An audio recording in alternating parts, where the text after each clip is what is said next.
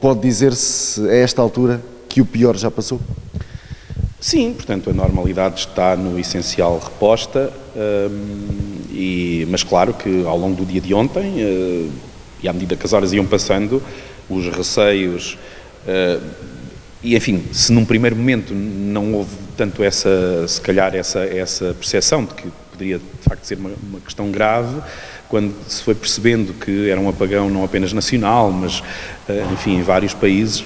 e com o passar das horas os receios naturalmente foram crescendo. Felizmente acabou por não ser assim tão grave e de certa forma até funcionar como teste para muitas situações, seja naturalmente desde logo das institucionais, como na nossa rede municipal e com certeza a outros níveis nacionais também, mas acima de tudo também para as pessoas, para os cidadãos individualmente, que tiveram aqui mais uma mostra de como nós nunca estamos seguros em nada na vida. E no que diz respeito ao município, quais é que foram as prioridades? Bom, naturalmente que num primeiro momento foi, e porque a situação começou ainda ao fim da manhã, portanto, verificar desde logo, por exemplo, se a nível de refeições escolares tudo estava garantido, e assim foi, portanto, em todas as escolas, à exceção de uma, as refeições foram possíveis de confeccionar com normalidade. Houve uma escola apenas na Nuno Álvares, na EB23, Nuno Álvares Pereira, onde não foi possível confeccionar todas, porque estamos a falar de cerca de 600 refeições que ali são confeccionadas em média todos os dias, e portanto houve 100 refeições que já não foi possível confeccionar e que teve que se improvisar. Umas saladas de atum também são sempre boas, mas enfim, fora isso, portanto, tudo o resto correu na normalidade, e depois perceber ao longo do dia como é que, e isso obviamente estava um pouco mais na esfera dos diretores, dos agrupamentos, como é que iriam proceder, se mantinham as aulas. Aconteceu em boa parte dos casos, alguns outros não, que os alunos foram saindo mais cedo, e portanto ao longo do dia a primeira preocupação no essencial foi mais por aí, naturalmente também garantir que por exemplo, o fornecimento de água não era quebrado, até nomeadamente em alguns receptores sensíveis, como o próprio hospital. Não esquecendo que temos também uma clínica de hemodiálise no nosso concelho, portanto, enfim, a questão do abastecimento de água era aqui também muito importante. Depois, ao início da tarde, ou já um pouco mais a meio da tarde, reunia o Conselho Municipal de Proteção Civil, de Emergência, para também avaliarmos com as demais entidades aquilo que eram as preocupações, já a pensar um pouco na noite e enfim, digamos, a situação se prolongasse. E com a entrada da noite as preocupações já seriam naturalmente diferentes, e muito a pensar, por exemplo, na questão dos lares e enfim, das pessoas que estão mais, neste caso, desprotegidas de certa forma, porque são mais vulneráveis, apesar de, na sua maioria, estarem em instituições que são respeitáveis e que em muitos casos têm também já planos de contingência. A generalidade dos lares do nosso concelho tem já,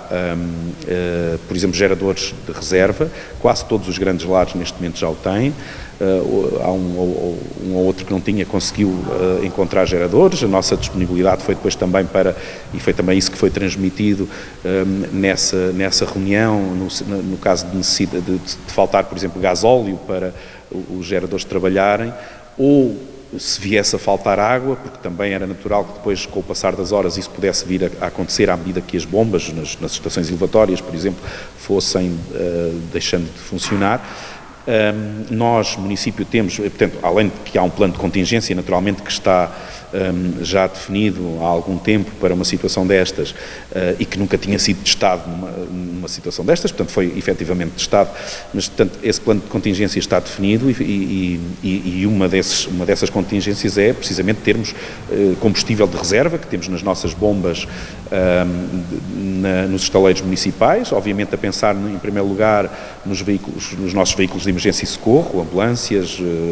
enfim, mais carros de bombeiros e proteção civil, mas depois também numa questão de necessidade, se chegasse a esse ponto,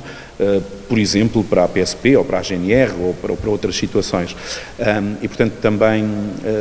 enfim, essa situação foi naturalmente transmitida e alinhavada no caso de haver necessidade de também nesses geradores, nomeadamente dos lares, ou outros que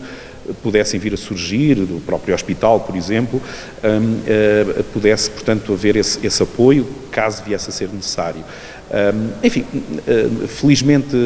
a situação depois foi melhorando, naturalmente fomos acompanhando também, em particular com a redes, depois ao fim do dia também a nível da EPAL, da TES Ambiente, enfim, a situação, à medida que a água foi, ou melhor que a luz foi retornando, também o nível nos reservatórios foi equilibrando e, portanto, no fundo,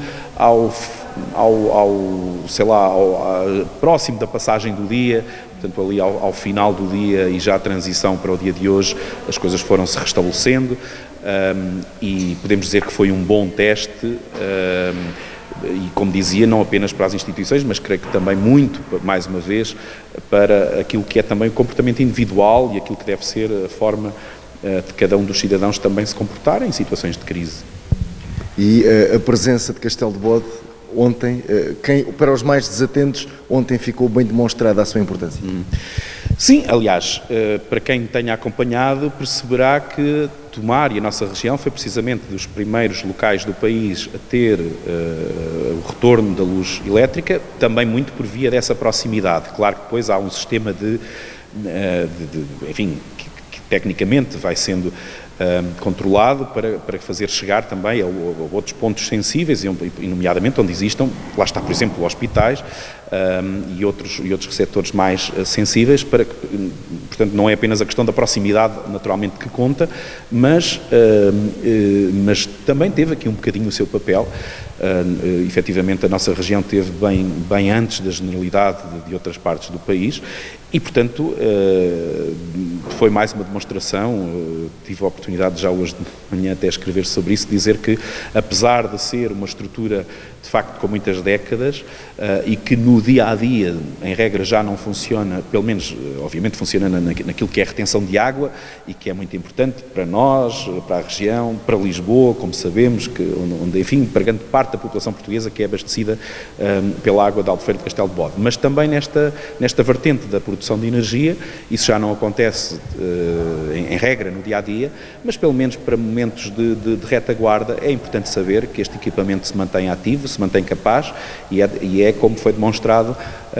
um excelente instrumento para, enfim, para dar luz às nossas populações, às nossas comunidades, a todos nós.